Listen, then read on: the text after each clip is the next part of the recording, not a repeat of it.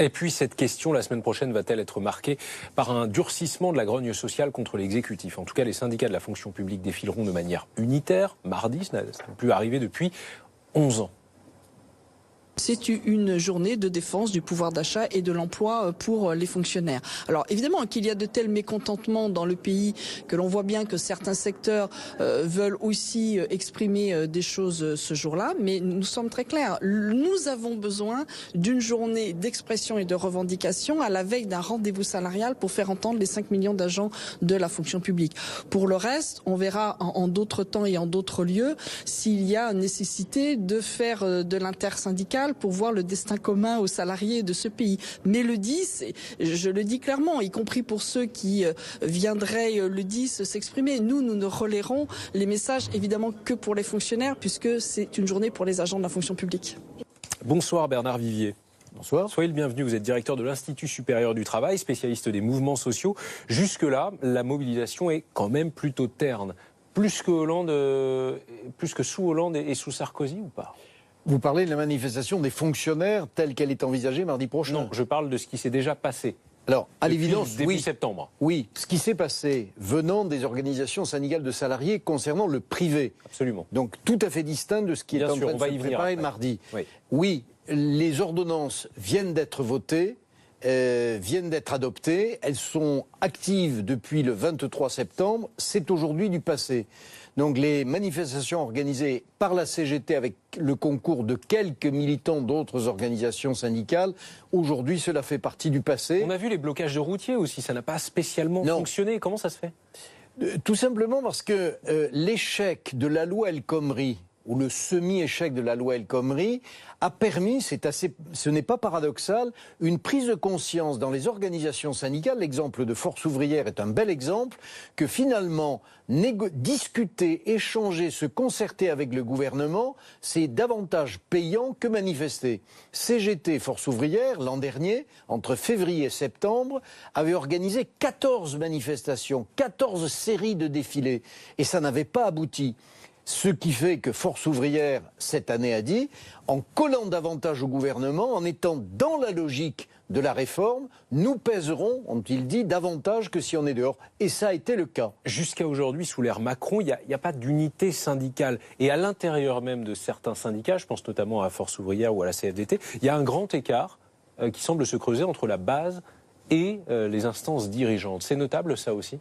C'est en partie notable. Il faut relativiser ça. Les organisations syndicales... C'est quand même ce qui pousse Force ouvrière à rectifier le tir sur la mobilisation. Oui, et également ce qui pousse la CFDT, la CFTC, l'UNSA, à voir leurs dirigeants être beaucoup plus prudents qu'il y a seulement un mois de cela. Mais la ligne générale de ces organisations est de considérer que l'esprit de réforme est plus productif que l'esprit de rupture.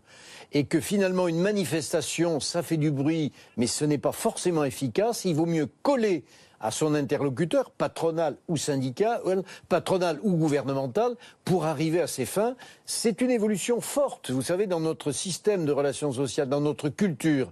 La grève aujourd'hui apparaît comme moins payante que la négociation et la relation contractuelle. Lundi, les patrons des grands syndicats se réunissent pour justement évoquer une action commune contre les ordonnances travail. Et puis mardi, rien à voir, on le redit, pas contre les ordonnances travail là pour le coup, pour les réformes à venir, l'assurance chômage notamment, la manif des fonctionnaires unitaires. C'est jamais arrivé depuis 11 ans. Eux sont vent debout, notamment contre le projet de supprimer 120 000 postes et puis le gel de leur point d'indice également. D'abord, les fonctionnaires sont une catégorie à part ou pas, traditionnellement, dans le cadre d'une mobilisation? Oui, bien sûr. D'abord, ils constituent à l'intérieur du mouvement syndical une force considérable. Les fonctionnaires, c'est 5 millions de personnes en France. Le secteur privé, c'est 16 millions de salariés. Donc c'est une force moins importante. Mais dans le monde syndical, le rapport est inversé. C'est-à-dire que plus de la moitié des syndiqués, et ne parlons pas des militants, c'est davantage, plus de la moitié des syndiqués viennent du secteur public et de la fonction publique. Donc ils ont un poids. Donc ils ont un poids à l'intérieur du monde syndical et ils ont leurs spécificités, le statut de la fonction publique, le système de retraite.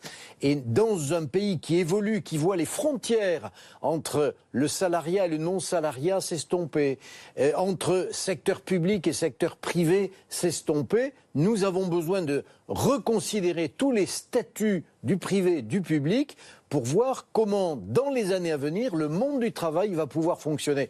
Dit autrement, aujourd'hui, un jeune qui entre sur le marché du travail, il ne sera pas toute la vie forcément fonctionnaire ou toute la vie dans le secteur privé. Il pourra faire des allées et venues. Il ne faut pas qu'à la fin de sa vie professionnelle, sa retraite soit amputée parce qu'il aura été tantôt dans un endroit, tantôt dans l'autre. Est-ce qu'on a pu constater par le passé qu'une manifestation ou des manifestations de fonctionnaires denses qui avaient marché, si j'ose dire, avaient permis de faire plier un exécutif ?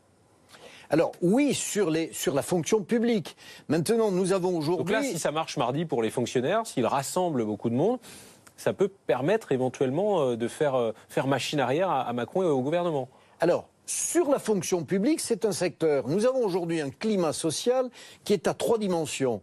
Il y a le secteur privé, les ordonnances viennent d'être votées, ça ne concernait pas les fonctionnaires. Ouais. Il y a un certain nombre d'autres réformes qui vont faire que le président de la République, le Premier ministre, le ministre du Travail va rencontrer les organisations syndicales sur l'assurance chômage, la formation professionnelle, l'apprentissage. Et puis, vous avez les fonctionnaires. Donc, pour l'instant, ce sont 2 domaines très différents. Il peut y avoir jonction. Et puis une 3e étape qui est envisagée, mais pas sur le plan syndical, davantage sur le plan politique par la France insoumise, c'est l'amalgame d'un certain nombre de préoccupations, le privé avec les ordonnances Macron, le public avec le statut des fonctionnaires et les rémunérations des fonctionnaires, les jeunes et le logement, les retraités et la CSG. Ça, c'est le rêve de la grande révolte, qui pour l'instant n'en est pas là. La France insoumise a tenté une opération le 23 septembre qui n'a pas bien fait fortune. Merci beaucoup Bernard Vivier. Merci d'avoir accepté notre invitation.